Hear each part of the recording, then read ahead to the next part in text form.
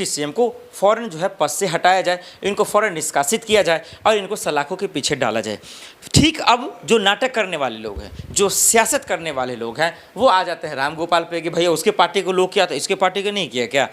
तो देखिए भाई साहब, हम लोग तो पक्ष विपक्ष करने वाले नहीं, हम सीधा सवाल यही पूछना चाहते हैं, ये तमाम जो पागल नेता हैं, जो सांसद हैं, वो सांसद जिन्होंने सेनाओं का अपमान किया जैसे कि राम गोपाल, या वो मंत्री जिन्होंने सेनाओं के को लेकर अनगरल बयान दिया, विवादित बयान दिया, उनसे सवाल है कि क्या आपको दिमाग का इलाज कराने की ज़रूरत है, या आप जानबूझकर ऐसी सियासत कर रहे हैं कि उनके नाम पर वोट मांगेंगे। क्या हमारी सेनाओं का अपमान कर आपकी पीठ थपथपाई जाएगी? तो ये भूल करना आप बंद कर दें। अखिलेश यादव जी, आप एक अच्छे नेताओं में माने जाते हैं। चचा शिवपाल, आप भी, क्या आप भी बीजेपी के रास्ते पे चलने जाते हैं जो उनके मंत्रियों के द्वारा बयान आया? अगर नहीं तो आप अब तक राम गोपाल जी को लेकर बयान क्यों नहीं दिया? क्योंकि विंग कमांडर व्योमिका सिंह को लेकर जो राम गोपाल ने टिप्पणी की वो गलत है, वो भी नीच है, वो भी शर्मनाक है। तो उनको सलाखों के पीछे कब जाएगा? योगी आदित्यनाथ की पुलिस ने एफआईआर दर्ज क्यों नहीं किया? क्यों अब तक उनको संज्ञान में नहीं लिया गया है? लगातार सीएम योगी आदित्यनाथ के साथ साथ डिप्टी सीएम ब्रिजेश पाठक और तमाम मंत्रियों के बयान आ रहे हैं, कह रहे हैं कि ये बयान समाजवादी पार्टी आतंकवादियों के साथ जुड़ी रहे। देखिए, ये तो सियासत करने वाले बयान है, मुझे तो अच्छे से पता है, लेकिन जेन्युइन सवाल ये है कि कम से कम सेनाओं के मुद्दे पर तो आप लोग सियासत ना करें, राजनीति ना करें, उसमें तो जेल में डालें। उसमें क्या राम गोपाल, क्या दरअसल जो है डिप्टी सीएम जगदीश की देवरा की बात करें या फिर मंत्री विजय शाह की बात करें, जो भी हमारे सेनाओं का अपमान करे वो किसी सूरत में बख्शा नहीं जाएगा, उसको सलाखों के पीछे डाला जाएगा, उनको जेल में डाला जाएगा, किसी भी सूरत में बर्दाश्त नहीं किया जाएगा।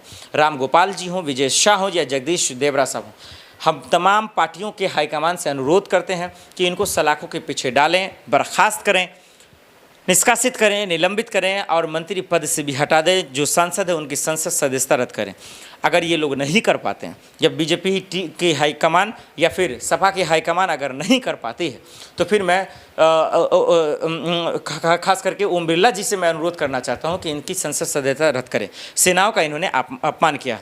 और वहीं बीजेपी हाईकमान, मैं राजनाथ सिंह, अमित शाह जी, जेपी नड्डा साहब और मोदी जी से अनुरोध करूँगा कि आप एक्शन लें जगदीश देवरा जी पर और विजय शाह पर, क्योंकि इनका बयान किसी भी सूरत में नहीं माफ़ किया जा सकता है। अगर ये माफ़ मांगे भी रहे हैं तो ये माफ़ी के काबिल नहीं है, क्योंकि इन्होंने आज आग उगला है, कल जहर उगलेंगे। अगर ये आज जहर है तो कल जो है कहीं ना कहीं हर मंच पर जाकर इसी तरीके से कभी हमारे राष्ट्रपति जी का अपमान करेंगे, तो कभी सेनाओं का अपमान करेंगे, तो कभी जजों का अपमान करेंगे, क्योंकि ये लोग बेशर्म लोग हैं।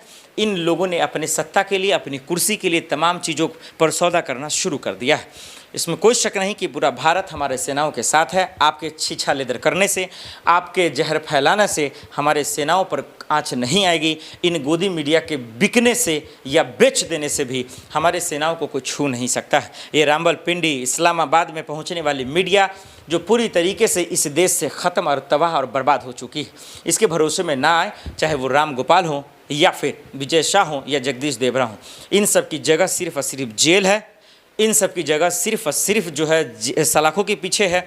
इस पर कोर्ट संज्ञान ले रहा है, लेकिन अगर पार्टी नहीं लेगा, हाईकमान नहीं लेगा, तो यही समझा जाएगा कि उनकी भी राय, उनकी भी सोच या उनका भी ओपिनियन उसी में से शामिल है जो बयान राम गोपाल या फिर विजय शाह या डिप्टी सीएम देवरा जी ने दिया, जो पूरी तरीके से गलत है, गलत है, गलत है। इन लोगों का जगह सिर्फ और सिर्फ जेल है।